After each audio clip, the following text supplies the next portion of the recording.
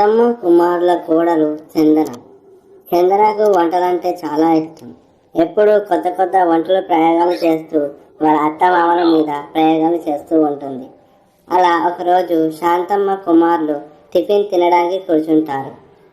ఇక చందన వచ్చి శాంతమ్మ కుమారుల దగ్గర ప్లేట్లు పెట్టి అందులో ఇడ్లీలు పెట్టి చట్నీ వేసి తినండి అని అంటుంది.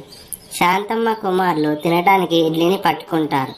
అంతే, ఇడ్లీ జిగురుగా మెత్తగా ఉంటుంది. అప్పుడు శాంతమ్మ ఇలా అంటుంది, ఏంటమ్మా చందన, నిన్న చేసిన ఇడ్లీలను పడేయడం మర్చిపోయి ఇప్పుడు మాకు పెట్టావా అని అడుగుతుంది. అయ్యయ్యో లేదత్తయ్య, అవి ఈరోజు చేసిన ఇడ్లీలే. అవునా, మరి ఇంత జిగురుగా ఉన్నాయేంటమ్మా? అయ్యో మావయ్య, అవి నేను చేసిన బెండకాయ ఇడ్లీలు. బెండకాయ జిగురుగా ఉంటుంది కదా, అందుకే అలా ఇడ్లీ కొంచెం జిగురుగా ఉన్నాయి. అంతే, తినేయండి, ఆరోగ్యం చాలా మంచిది. ఆ మాటలు విన్న శాంతమ్మ కుమారులకు బుర్ర గిర్రున తిరుగుతుంది. ఏంటి, బెండకాయ ఇడ్లీలా అని శాంతమ్మ కుమారులు చేసేదేం లేక తినలేక తింటారు. కొంతసేపు తర్వాత శాంతమ్మ కుమారులు ఇంటి బయట కూర్చొని ఇలా మాట్లాడుకుంటూ ఉంటారు. ఏవండి, ఇది చేసే వంటలకు నా నాక చెప్పబడిపోయింది. నేను కడుపు నిండా అన్నం తిని చాలా రోజులు అవుతుందండి. అవును శాంతి, నాకు కూడా అలానే ఉంది. ఆఖరికి టీ తాగి కూడా చాలా రోజులు అయిపోయింది. పొరపాటున టీ ఇవ్వమ్మా అని అడిగితే చాలు, చేతికి అందినవన్నీ నీళ్ళలో వేసి మరగబెట్టి టీ తాగని మావయ్య అని ఇస్తుంది. అది టీయో కషాయమో అని కూడా అర్థం కావట్లేదు. అడిగాక చేసేదేం లేక తాగాల్సి వస్తుంది. అప్పుడు శాంతమ్మ, అవునండి, ఇదంతా నా కొడుకు చేసిన పని. వాడు వంటల షోకి డైరెక్టర్ అయ్యి ఈ వంటలు చేసుకునే దాన్ని పెళ్లి చేసుకుని మనకి అంటగట్టాడు. పోనీలే, అన్ని వంటలు వచ్చిన పిల్ల కూడా అయ్యింటే బాగుండేది. కానీ ఈ అమ్మాయికి కూరలు వండడం కాదు, కేవలం ప్రయోగాలు చేయడమే తెలుసు అనుకుంటా. అందుకే మనని ఇలా చంపుకు తింటాను అని ఇద్దరు బాధపడుతూ ఉంటారు. అయినా అది ఇంటికి వచ్చిన రోజు నుంచే ప్రయోగాలు మొదలు పెట్టింది కదా. ఆ రోజు ఏం చేసింది? అదేనండి, కాకరకాయ బజ్జీలు అని చెప్పి చేసింది కదా. అవును, కరెక్టే. అది తినలేక చాలా కష్టమే తిన్నాం కదా.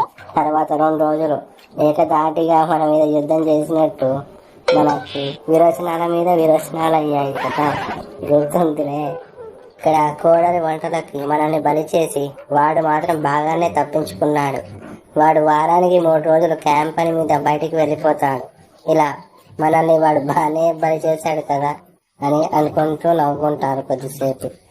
సరే కానీ కోడలు గుడికి వెళ్ళింది కదా, తను వచ్చేలోపు అన్నం కూర వండు, కోడలు వచ్చేలోపు మనం తినేద్దాం అని అంటాడు. శాంతమ్మ సరే అండి అని వంటగదిలోకి వెళ్ళేసరికి చందన గుడి నుంచి తిరిగి వచ్చేస్తుంది. అయ్యో అత్తయ్య, మీరేంటి ఇక్కడ, ఏం చేస్తున్నారు అని అంటుంది. ఏం లేదమ్మా, నువ్వు గుడికి వెళ్ళావు కదా, నువ్వు వచ్చేసరికి లేట్ అవుతుందేమో అని ఆకలిగా ఉంది, ఇక వచ్చి వంట చేద్దామని అనుకున్నాను.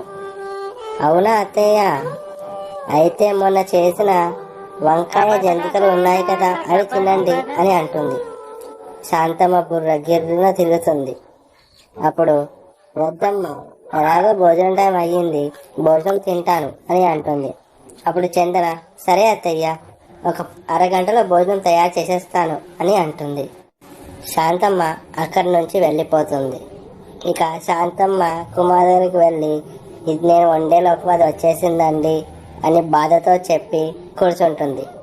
ఒక అరగంట తర్వాత చందన వెళ్ళి, అత్తయ్య భోజనం రెడీ అయ్యింది, రండి అని పిలుస్తుంది. శాంతమ్మ కుమారులు భోజనం చేయడానికి కూర్చుంటారు. చందన భోజనం వడ్డిస్తుంది.